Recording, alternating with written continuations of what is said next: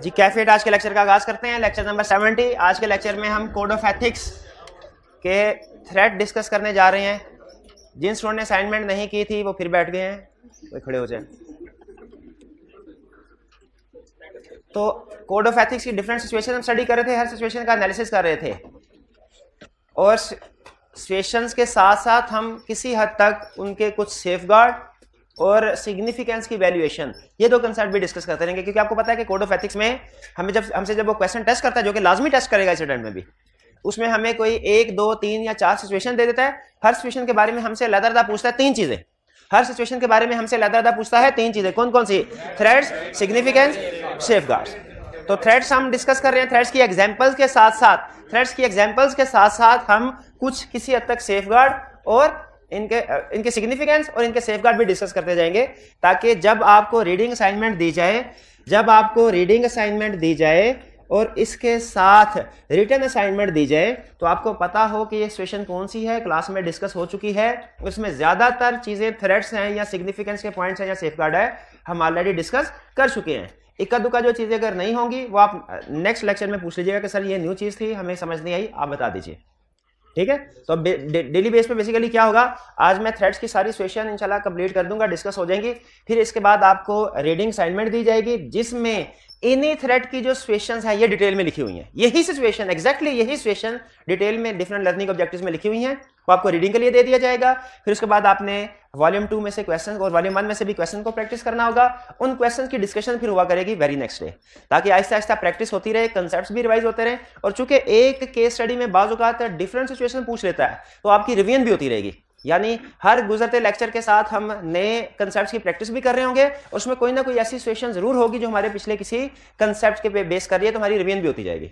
तो आज का लेक्चर अटेंटिव होकर सुन लीजिएगा। कल के लेक्चर और आज जो हो चुका और आज का लेक्चर, इसकी बेस पे आप इस काबिल होंगे कि आज के लेक्चर के बाद एग्जाम लेवल की केस स्टडीज को अटेम्प्ट कर सकें।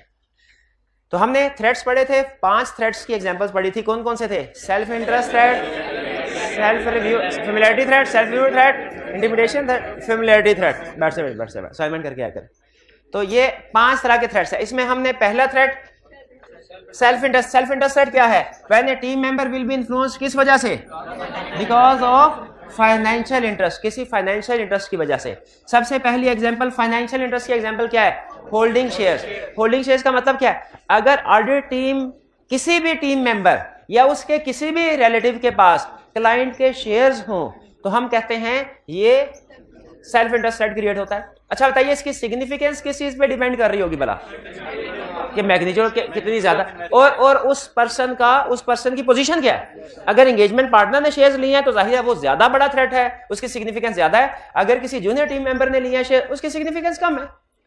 अच्छा, तो आप इसमें सेफगार्ड्स में क्या रिकमेंड करते हैं, क्या करना चाहिए?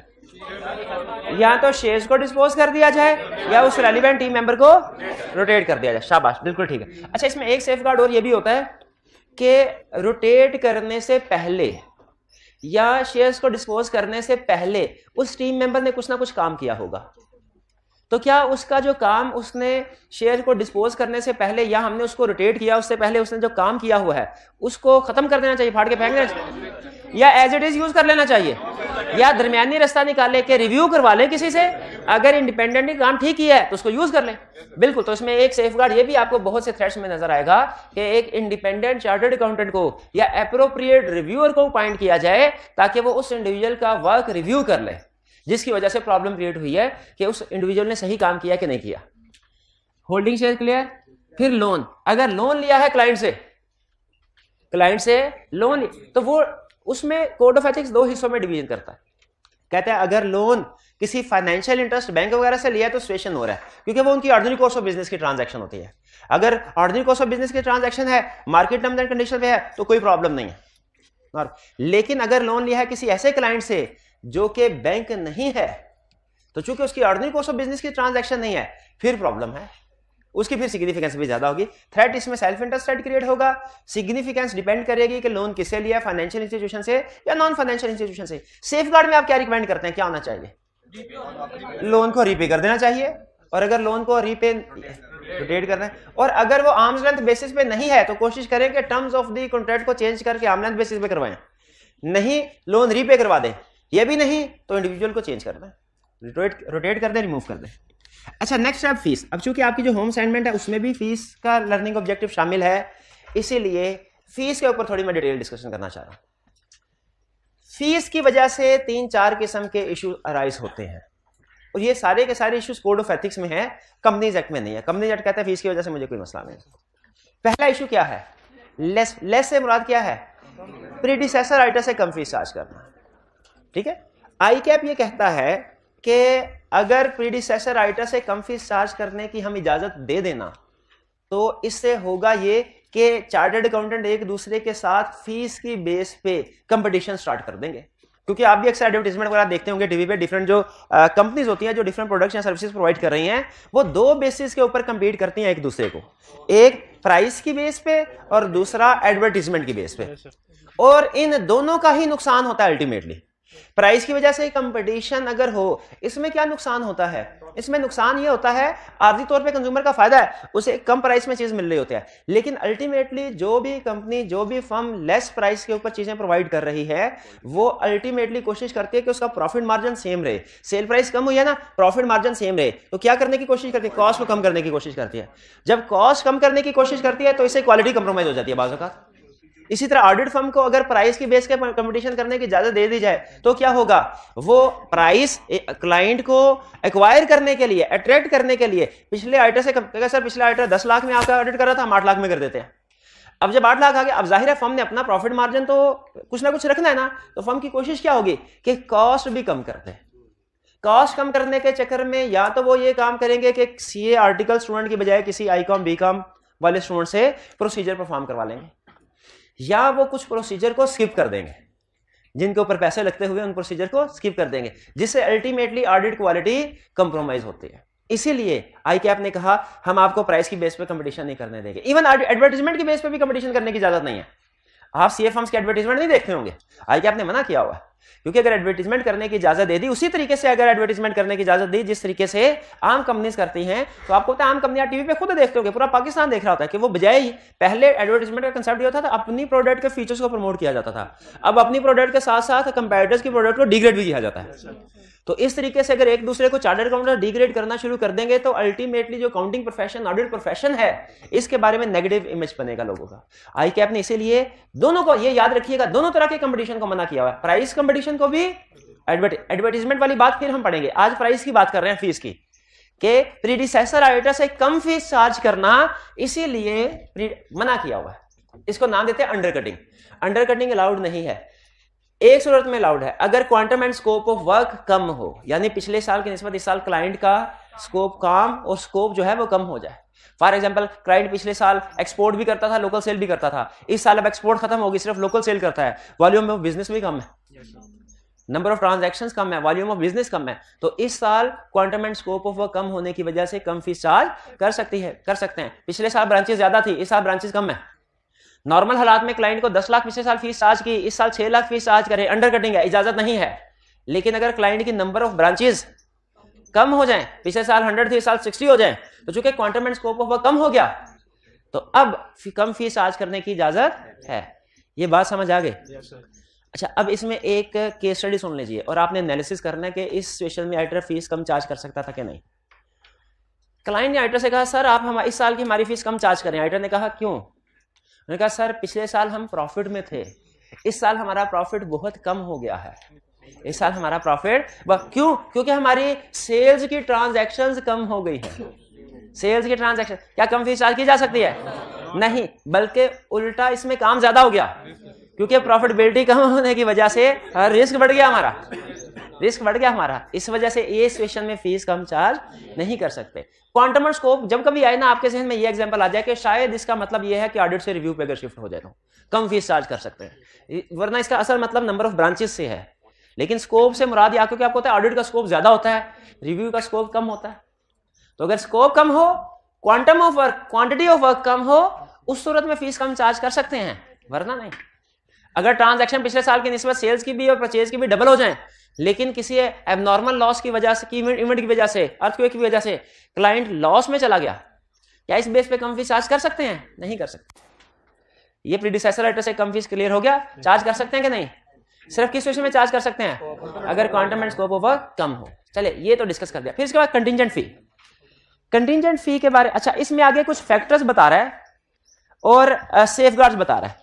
फैक्टर्स इवैल्यूएट करने में क्या बता रहा है? कह रहा है हाँ अगर सम टाइम ऐसा होता है कि कोई थर्ड पार्टी, कोई रेगुलेटर अगर फीस डिसाइड कर दे ना ऑडिटर की, जैसे कोड डिसाइड कर दे, तो उस पे ये कोड ऑफ एथिक्स अप्लाई नहीं होगा। उस सूरत में हम उसको थ्रेट कंसीडर नहीं करेंगे, क्योंकि रेगुलेटर्स को तो इजाजत है, ठीक है, रेगुलेटर्स को इजाजत है कि वो अपनी फीस, जैसे कोड ने कोई अगर फीस पिछले साल की निस्बत कम ऑडिटर की डिसाइड कर ली, प्रॉब्लम नहीं है, ठीक। और इसके सेफगार्ड में कहता है कि क्या करना चाहिए, कब के सेफगार्ड?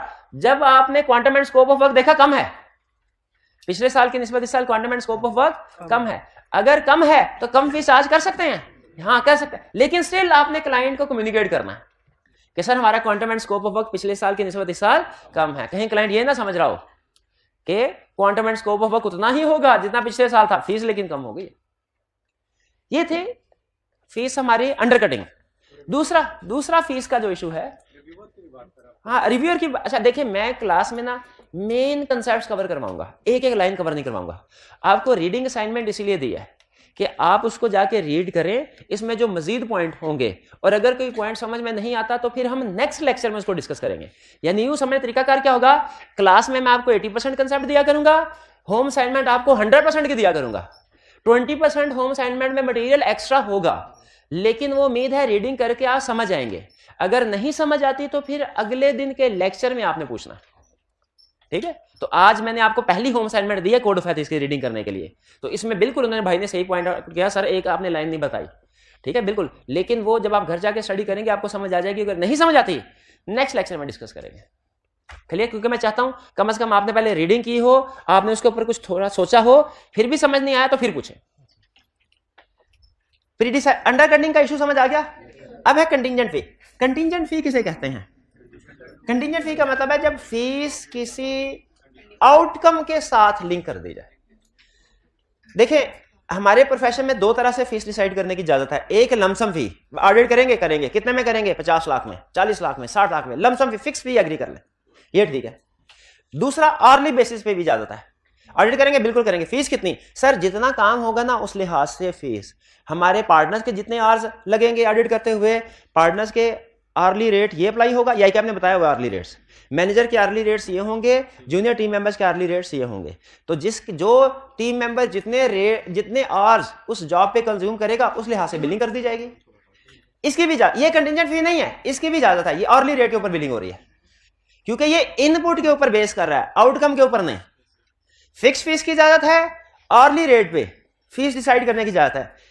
जिस चीज की इजाजत नहीं है वो ये कि फीस को लिंक कर दिया जाए प्रॉफिट के साथ। फीस कितनी होगी जी, प्रॉफिट का 10%, प्रॉफिट का 20%, इसमें फिर आइटर इंडिपेंडेंट नहीं रहता, आइटर की कोशिश होता है प्रॉफिट ज्यादा से ज्यादा हो। फीस किसके ऊपर डिपेंड कर रही है जी, टाइप ऑफ ओपिनियन के ऊपर। ये भी कंटिंजेंट फी की एग्जांपल है कि अनमोडिफाइड ओपिनियन होगा फीस ज्यादा होगी, क्वालिफाइड ओपिनियन होगा फीस कम होगी, एडवर्स ओपिनियन होगा बराए नाम फीस होगी। ये भी कंटिंजेंट फी है। फीस को ना प्रॉफिट के ऊपर बेस करना चाहिए, ना फीस को टाइप ऑफ ओपिनियन के ऊपर बेस करना चाहिए। क्लाइंट अगर आपको कहे सर फीस, हम कहें जितनी मिस स्टेटमेंट्स निकलेंगी हर मिस स्टेटमेंट के 10,000 पे, बताइए क्या ये अलाउड है? फिर नहीं, क्योंकि इसमें ऑडिटर का प्रोफेशनल स्केप्टिसिज्म टू हाई हो जाएगा। वो तो सिर्फ उसका फाइनेंशियल स्टेटमेंट फोकस नहीं रहेगा, उसका फोकस रहेगा मिस स्टेटमेंट्स, इसकी भी इजाजत नहीं है। अच्छा एक और एग्जांपल, अगर क्लाइंट कहे सर आप अगर 3 महीनों में रिपोर्ट दें हमें तो फीस होगी 50 लाख, और अगर 1 महीने में रिपोर्ट दे दें फीस होगी 1 करोड़, क्या इसकी इजाजत है? ये भी कंटिंजेंट फी है। हाँ, क्योंकि जल्दी काम करने के चक्कर में हो सकता है सफिशिएंट एप्रूव्ड ऑडिट एविडेंस ना ले। ये आर्ली रेट के ऊपर बेस नहीं कर रहा, आर्ली रेट के ऊपर बेस कर रहा होता तो टाइम कम होने की वजह से फीस कम होती, ठीक है। तो ये आर्ली रेट पे नहीं है, ये बल्कि इंसेंटिव है ऑडिटर के लिए कि जल्द से जल्द ऑडिट कंप्लीट करे। तो कंटिंजेंट फी एक केस में और पूछ लिया उसने। अच्छा कंटिंजेंट फी याद रखिएगा, एश्योरेंस सर्विसेज में भी इजाजत नहीं है, नॉन एश्योरेंस सर्विसेज में भी इजाजत नहीं है इसकी। एक केस स्टडी में क्लाइंट ने कहा सर आप हमारे ऑडिटर तो हैं, हमारा टैक्स का काम भी आप संभाले, टैक्स रिटर्न वगैरह आप फाइल किया करें, टैक्स डिस्प्यूट हो वो आप हैंडल किया करें। हमने कहा ठीक है, फीस कितनी? उसने कहा सर जितना टैक्स सेव करेंगे 50% आपका 50% हमारा। क्या ये कंटिंजेंट फी है? ये कंटिंजेंट फी है, इसकी इजाजत नहीं। तो कंटिंजेंट फी का रूल समझ आ गया, कंटिंजेंट फी होती क्या है? और इसका रूल समझ आ गया? रूल क्या है इसका? कि इंश्योरेंस सर्विसेज के लिए भी इजाजत नहीं है, और अगर कोई ऑडिटर अपने ऑडिट क्लाइंट को नॉन इंश्योरेंस सर्विसेज प्रोवाइड कर रहा हो उसकी भी इजाजत नहीं है, उस सूरत में भी ये डिसअलाउड है।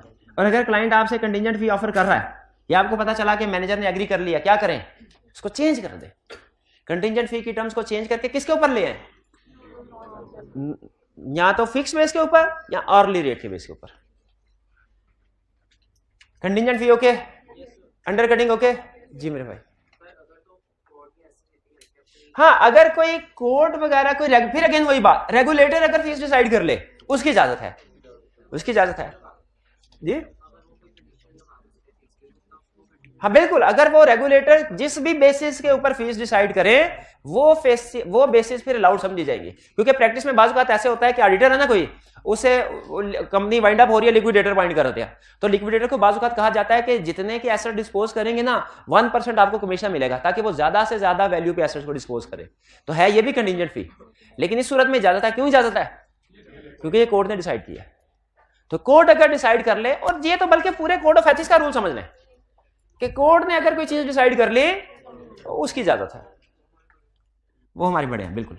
ओवरड्यू फीस, ओवरड्यू फीस का मतलब क्या है? कि फीस काफी अरसे से पे नहीं हुई। अच्छा, इसमें मसला क्या होता है? मसला ये होता है कि बाज़ औक़ात जब ऑडिटर क्वालिफाइड या एडवर्स या डिस्क्लेमर ऑफ ओपिनियन एक्सप्रेस करता है ना, तो क्लाइंट को, मैनेजमेंट को गुस्सा तो बहुत आता है, लेकिन चूंकि अपॉइंटमेंट वगैरह शेयर होल्डर की तरफ से होती है तो मैनेजमेंट कुछ कर नहीं सकती। मैनेजमेंट फिर एक काम करती है, क्या वाला? ऑडिटर की फीस रोक लेती है। और ये एक तरह से उनका तरीकाकार होता है ऑडिटर को प्रेशराइज करने का कि अगले साल भी हम देखेंगे, अगर तो तुमने अगले साल भी क्वालिफाइड ओपिनियन दिया फिर अगले साल की फीस भी रोक लेंगे, वरना अगले साल चलो दोनों सालों की फीस दे देंगे। तो अगर केस स्टडी में हमसे ये कहे कि ऑडिटर को पता चला, आप रिपोर्ट साइन करने लगे और आपको पता चला कि पिछले साल की फीस भी अभी पे नहीं हुई, तो आप क्या करेंगे? आप फौरन रुक जाएंगे, आप कहेंगे मैं देख लूं कहीं इस साल भी क्वालिफाइड ओपिनियन तो नहीं दे रहे। फीस रिकवर करवाने के चक्कर में क्या अब आप ये कोशिश करेंगे ना? हो सकता है कि आप क्लाइंट को फेवर देने की कोशिश करें। इसीलिए कोड ऑफ एथिक्स ने कहा कि जब ऑडिटर ऑडिट रिपोर्ट साइन करो ना नेक्स्ट ईयर की, याद रखें फीस ड्यू कब होती है? भला फीस ड्यू कब होती है? जब ऑडिट रिपोर्ट साइन हो जाती है। तो ये जिस साल की ऑडिट रिपोर्ट साइन हुई उस साल की फीस ड्यू है, लेकिन ये ओवर ड्यू कब होगी? जब अगला साल आ जाएगा, एक साल गुजर जाएगा और अभी भी पे नहीं हुई फीस। नॉर्मली फीस 2-3 महीने में पे हो जानी चाहिए, लेकिन पूरा साल गुजर गया, अगले साल का ऑडिट शुरू हुआ, अगले साल का ऑडिट खत्म होने के भी करीब है और अभी तक पिछले साल की फीस पे नहीं हुई। क्या थ्रेट है? बिल्कुल सेल्फ इंटरेस्ट थ्रेट है कि ऑडिटर पैसे रिकवर करने के चक्कर में हो सकता है क्लाइंट को फेवर देने की कोशिश करे, क्लाइंट को खुश करने की कोशिश करे। इस सिचुएशन में होना क्या चाहिए? कोड ऑफ एथिक्स ये कहता है स्टेप नंबर 1, आप क्लाइंट के साथ डिस्कस करें और उसे कन्विंस करे कि वो पिछले साल की जो ओवरड्यू फीस है, जिसे 1 साल हो गया अभी तक पे नहीं हुई, उसे पे कर दे। सारी ना सही, कम से कम सिग्निफिकेंट पोर्शन पे करवा लें। Step number 1। स्टेप नंबर 2, क्योंकि पॉसिबिलिटी है कि फीस को सामने रखते हुए अगर क्वालिफाइड ओपिनियन था आपने ना दिया हो, तो बेहतर है किसी एप्रोप्रिएट क्वालिटी कंट्रोल रिव्यूअर को एंगेज करें, किसी इंडिपेंडेंट चार्टर्ड अकाउंटेंट को एंगेज करें और वो आपके काम का रिव्यू कर ले कि क्या हमने सारे प्रोसीजर और एविडेंस और कंक्लूजन ठीक ड्रॉ किए कि नहीं। क्लियर? ये कौन से वाला पॉइंट हो गया? ओवरड्यू फीस के लिए। क्लियर हो गया? क्या ओवरड्यू फीस समझ आ गया क्या होती है? पिछले साल की फीस जिसको 1 साल से ज्यादा अरसा हो गया और अभी तक पे नहीं हुई, वो है ओवरड्यू फीस। अच्छा, इसमें 2 पॉसिबिलिटीज है। एक है प्रीडिसेसर ऑडिटर की फीस ओवरड्यू है और एक है हमारी ही पिछले साल की फीस ओवरड्यू है। अगर तो प्रीडिसेसर ऑडिटर की फीस ओवरड्यू है ना, इसमें कोड ऑफ एथिक्स का पॉइंट ऑफ व्यू स्ट्रिक्ट है।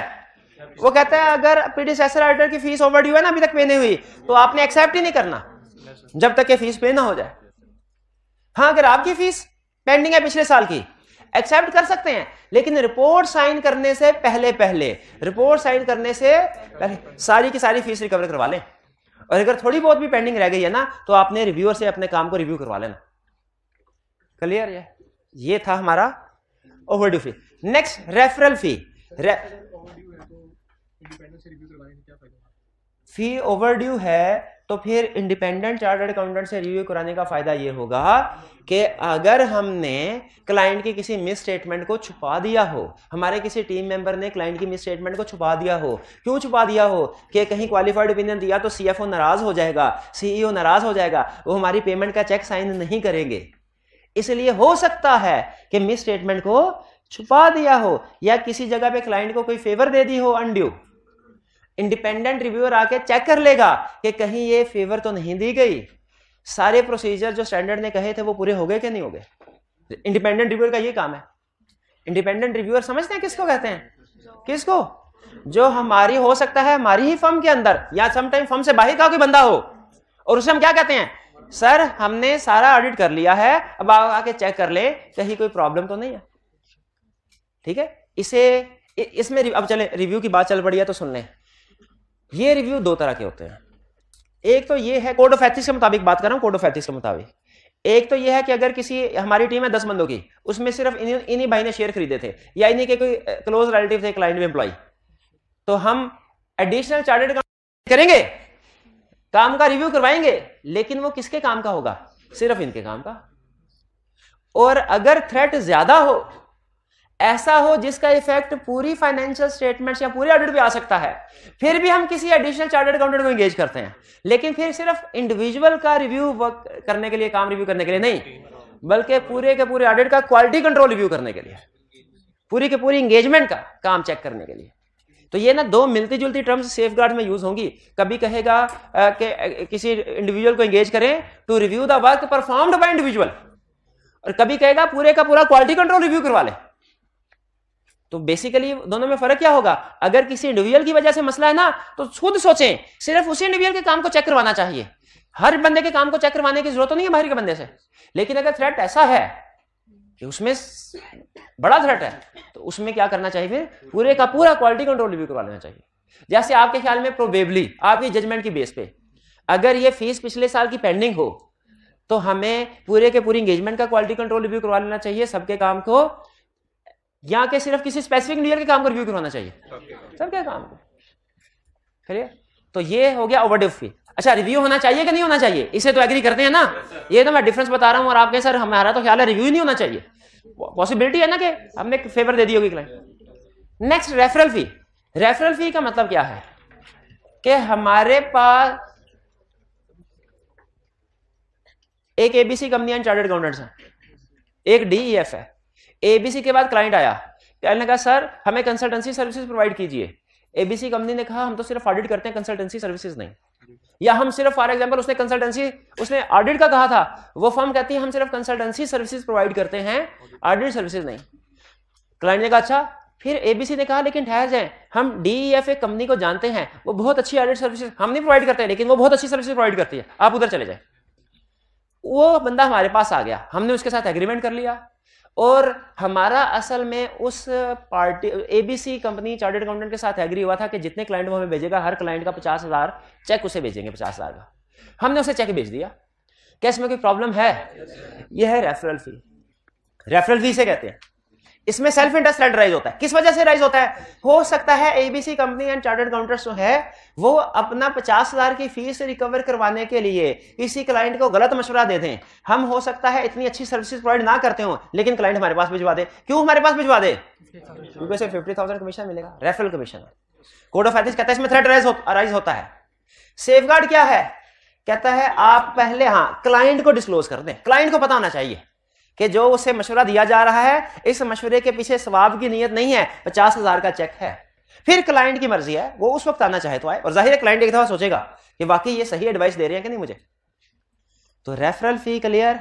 रेफरल फी की वजह से जो मसला आता है वो भी क्लियर। अच्छा, आप एग्री करते हैं कि ये चारों जो इश्यूज हैं, ये चारों इनमें कोई ना कोई थ्रेट राइज होता है, कोई ना कोई प्रॉब्लम राइज होती है। ये सिचुएशन किसी भी ऑडिट पे आ गई तो हमारी इंडिपेंडेंस को कंप्रोमाइज कर सकती हैं, हमारे ऑडिट को अफेक्ट कर सकती हैं। इस बात पे मुतमिन हैं? चलिए ठीक है, ये मेन इशू है। बाकी कोई एक थ्रेड समझ में आया, एक नहीं आया, 3 थ्रेड थे, एक आ गया, 2 नहीं आए, 4 सेफगार्ड लिखे थे, 2 क्लास में डिस्कस हो गए, 2 नहीं हुए, घर जाके रीड करने हैं, उनमें से फिर रीड करने से भी एक समझ आ गया, एक समझ नहीं आया। ये इश्यूज रूटीन के हैं, ये चलते रहेंगे, डिस्कस होते रहेंगे, साथ साथ क्लियर भी होते रहेंगे। लेकिन मेन इशू यह है कि आपको यह समझ आ जाए कि हाँ इस सिचुएशन की वजह से प्रॉब्लम क्रिएट हो रही है। क्लियर? अच्छा, अब इसके बाद फीस, फिर फीस के बाद आज हमने डिस्कस जो आपको होम असाइनमेंट के तौर पे देना है, फेमिलियरिटी थ्रेट, और कौन सा लर्निंग ऑब्जेक्टिव है फीस के अलावा? Financial interest. अच्छा, फाइनेंशियल इंटरेस्ट हो गया, फीस का भी हो गया, फेमिलियरिटी, अच्छा नहीं, इसमें क्या है, फैमिली एंड पर्सनल रिलेशनशिप। हाँ जी, चलिए ये असल में मैं ये चाह रहा हूँ पहले जो असाइनमेंट जो है दिया वो टॉपिक कवर करवा दूं, बाद में फिर दूसरे करवा दूंगा, क्योंकि डिस्कशन बाद का जब निकलती है किसी साइड पे तो फिर वो फैल जाती है, उसको लेक्चर उसमें भी हो सकता है निमट जाए। तो मैं इंश्योर करना चाहता हूं कम से कम जो असाइनमेंट आपको दी गई है वो कंसेप्ट डिस्कस हो जाए। Family and personal relationship. Family and personal relationship का मतलब क्या कि ऑडिटर टीम मेंबर में से कोई भी उसका रिलेटिव कोई क्लाइंट में किसी अहम पोजीशन पे काम कर रहा हो, क्लाइंट में किसी अहम पोजीशन पे काम कर रहा हो, तो इसे कहते हैं फैमिली एंड पर्सनल रिलेशनशिप। क्या कहते हैं? Family and personal relationship. अच्छा, कोड ऑफ एथिक्स रिलेशनशिप को 3 तरह से क्लासिफाई करता है, 3 तरह से।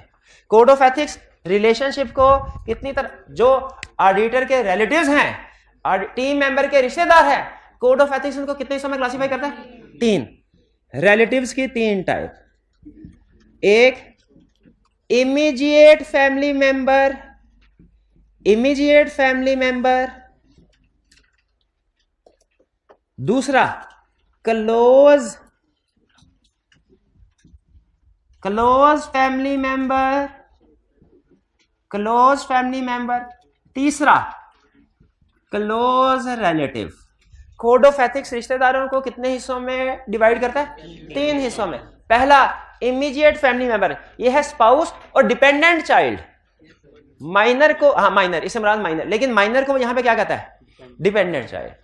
यह है immediate family member. Close family member कौन है?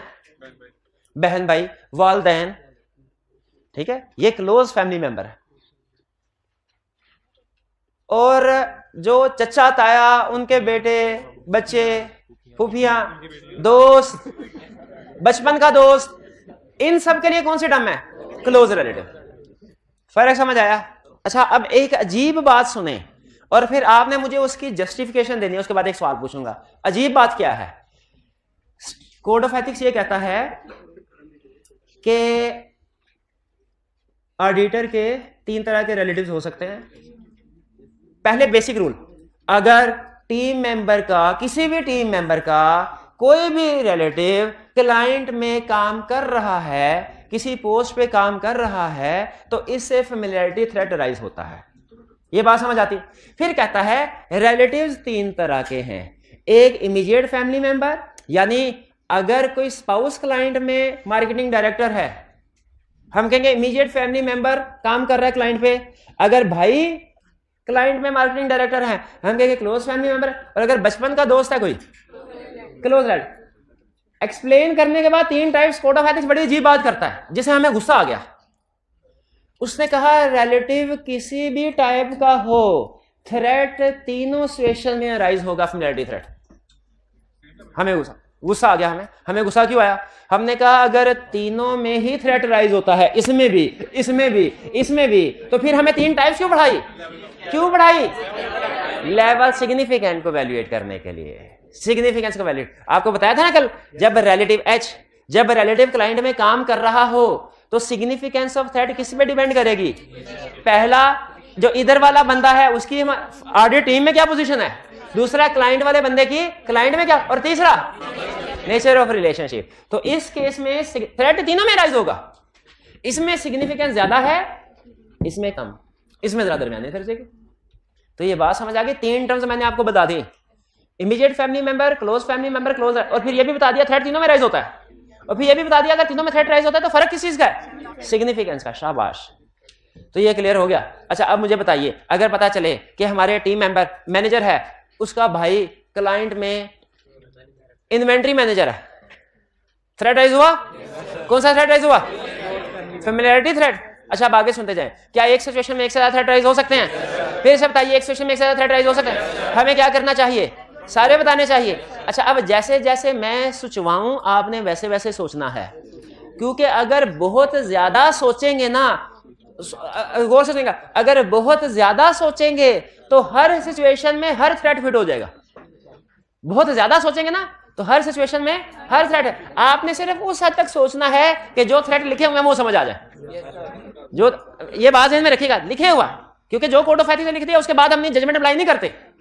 सुन ले, हाँ समझ के लिख दो, समझा, इसलिए समझा रहा हूं। भाई क्लाइंट पे मैनेजर है इन्वेंट्री डिपार्टमेंट में, फेमिलियरिटी थ्रेट राइज होता है, समझ आती है?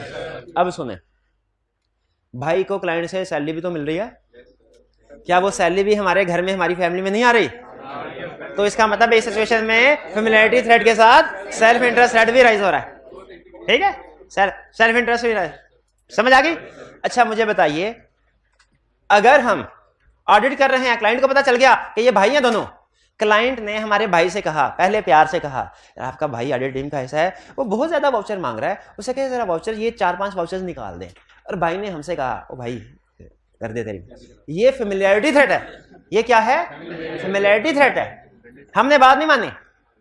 फिर सीएफओ ने हमें फोन किया, उन्होंने कहा लगता है आपको अपने भाई की नौकरी नहीं भी आ रही, इंटिमिडेशन थ्रेट। तो बताइए कि अगर कोई रिलेटिव क्लाइंट पे काम कर रहा है, कौन कौन से थ्रेट राइज हो रहे?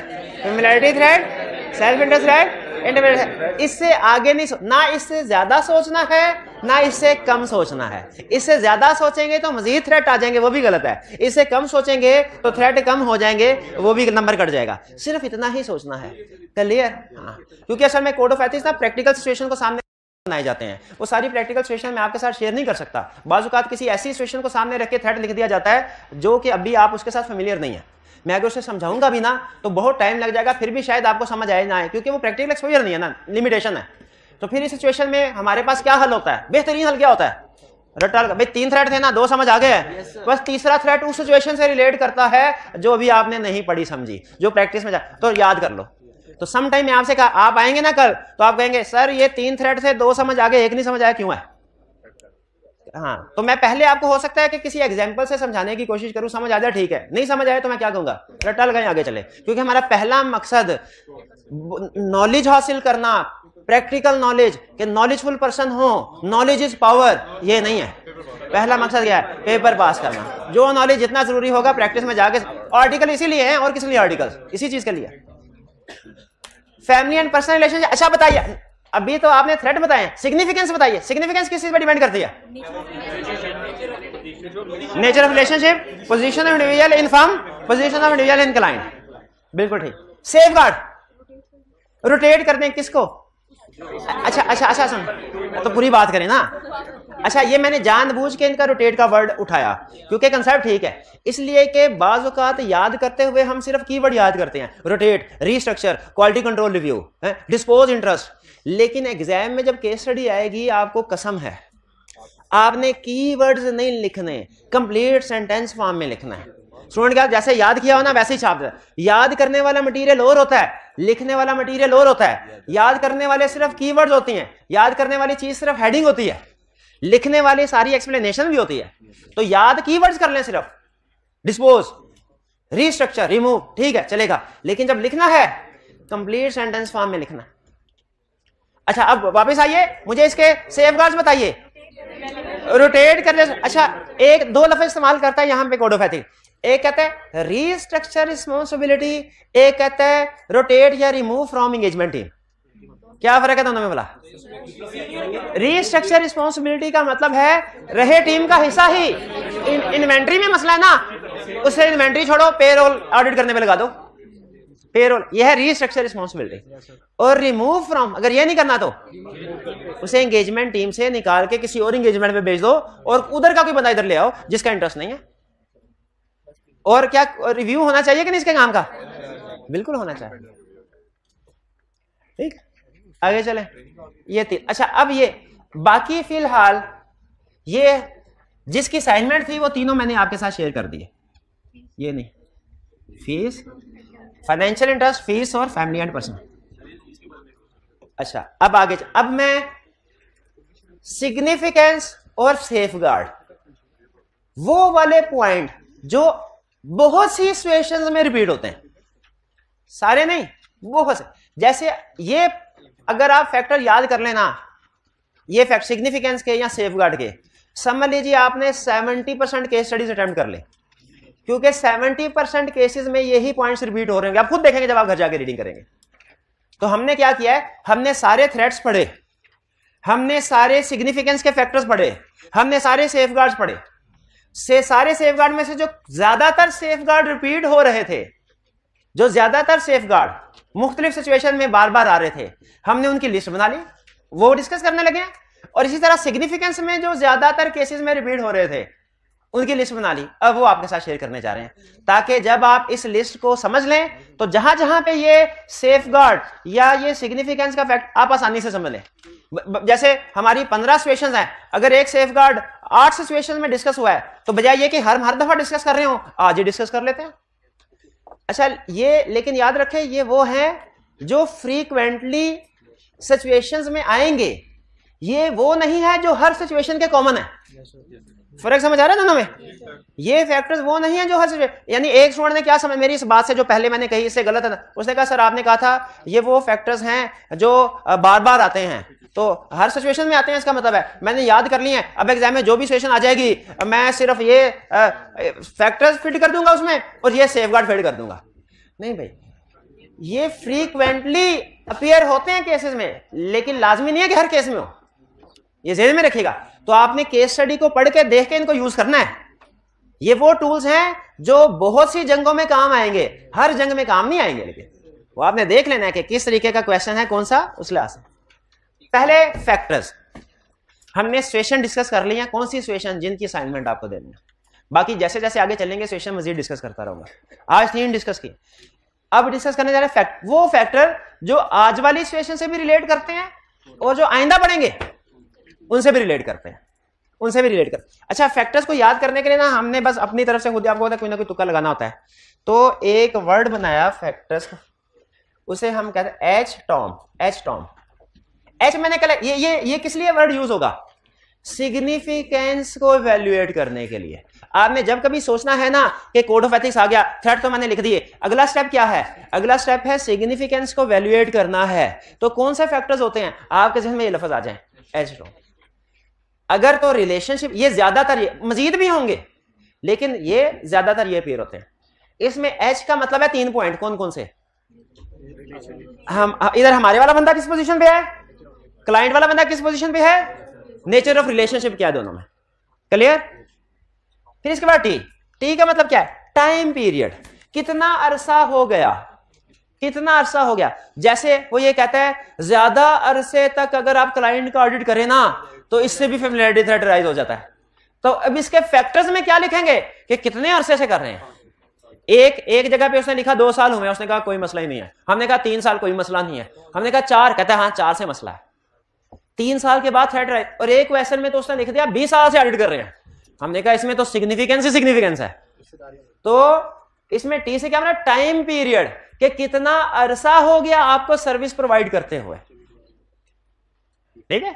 एक और सिचुएशन है वो हम पढ़ेंगे जिसमें वो ये कहता है कि अगर क्लाइंट का कोई बंदा क्लाइंट को छोड़ के आपकी ऑडिट टीम का हिस्सा बन जाए और फिर आप उसको ऑडिट करवाने के लिए भेजें। सिचुएशन समझ आ रही है। तो इसमें कौन सा थ्रेट है, शाबाश, सेल्फ रिव्यू थ्रेट। एक और भी फेमिलियरिटी थ्रेट भी, क्योंकि जाहिर है आप ऑडिटर और क्लाइंट की हेलो है। इसके फैक्टर्स में वो ये फैक्टर बताता है, यहां पे भी ये डिस्कस होता है क्या, टाइम पीरियड, कि कितना अरसा हुआ उसको क्लाइंट छोड़ के आए हुए। अगर तो इसी साल में आया थ्रेट बहुत ज्यादा, और अगर 2-4 साल गुजर गए हैं फिर थ्रेट कम।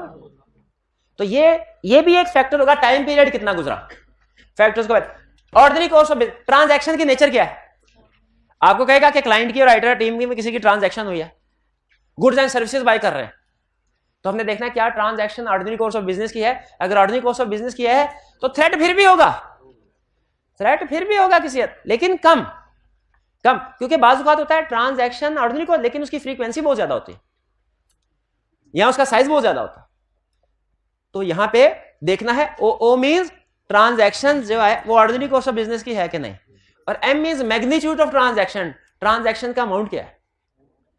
जैसे ये फाइनेंशियल इंटरेस्ट में अक्सर आया करेगी, फाइनेंशियल इंटरेस्ट में तकरीबन जितने भी एग्जांपल्स हैं उन सब में ये आपको कॉमन मिलेगा सिग्निफिकेंस क्या, कि मैग्नीट्यूड देखो, लोन किस अमाउंट का है, शेयर्स कितने लिए हैं, वगैरह वगैरह। तो ये 6 फैक्टर्स हैं, ये आपको अक्सर केस स्टडी की सिग्निफिकेंस में यही रिपीट होते मिलेंगे। समझा दिए। T for time period, O for ordinary cost of business, M for magnitude of transaction. जी नहीं, सारे एक जगह नहीं आएंगे, सारे एक जगह, किसी में हो सकता है 2 आए, किसी में 3 आए, किसी में 4 आए, किसी में हो सकता है इसमें से कोई भी ना आए, कोई स्पेसिफिक आ जाए किसी किस्म। ठीक है, लेकिन ये वो आपको बताए हैं जो बार बार डिफरेंट सिचुएशंस में आपको नजर आएंगे। क्लियर। अब सेफगार्ड की तरफ चलते हैं। सेफगार्ड, सेफगार्ड का मतलब क्या होता है, वो कौन सा कोर्स ऑफ एक्शन है, वो कौन से स्टेप्स हैं जो इस सिचुएशन में एक्टर को लेने चाहिए ताकि थ्रेट को बचा जाए, एलिमिनेट किया जाए, या एक और सेंटेंस बोलता है reduce to acceptable level. Reduce to acceptable का लेवल है कि इमटेरियल कर दो उसको। जैसे हमारे नॉर्मल वर्ड में भी मिस स्टेटमेंट अगर है लेकिन थोड़ी बहुत है तो हम कहते हैं चलेगा, उसी तरह थ्रेट अगर है लेकिन थोड़ा बहुत है, मिनिमम लेवल पे है, तो फिर चलेगा। पहला सेफगार्ड क्या है जो अक्सर आपको मिलेगा, notify firm about interest, about threat. Financial लिखना लाजमी नहीं है, अबाउट इंटरेस्ट। मुझे एक चीज बताइए, क्या थ्रेट्स सिर्फ पार्टनर्स की वजह से राइज हो सकते हैं क्या टीम मेंबर की वजह से? फिर बताइए, क्या थ्रेट सिर्फ पार्टनर या टीम मेंबर की वजह से राइज हो सकते हैं कि टीम मेंबर के रिलेटिव की वजह से भी? अच्छा बताइए, अगर किसी टीम मेंबर या उसके रिलेटिव की वजह से थ्रेट राइज हो गया है, पार्टनर को, फर्म को कैसे पता चलेगा? वो रात को सोए होंगे, उन्हें ख्वाब आएगी, ओह ये हमारा टीम मेंबर है, इसका ये थ्रेट है, ऐसे होगा? ऐसे नहीं होगा। कैसे पता चलेगा?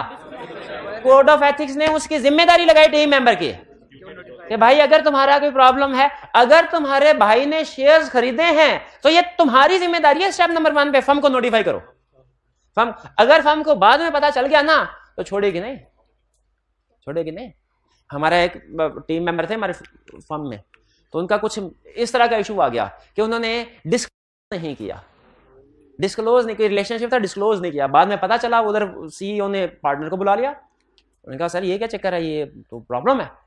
तो फिर टीम मेंबर अगर ये कहे कि सर मुझे तो पता ही नहीं था ये डिस्क्लोज करना है, तो क्या ये एक्सक्यूज माना जाएगा? नहीं। उन्होंने कहा कोड ऑफ एथिक्स इसीलिए पढ़ाया जा रहा है, कोड ऑफ एथिक्स इसीलिए पढ़ाया जा रहा है। अच्छा इसमें याद रखें, अच्छा इसमें याद रखें, कैफ लेवल की केस स्टडी में वो सिर्फ इतना कहता है कि फर्म को नोटिफाई करना चाहिए।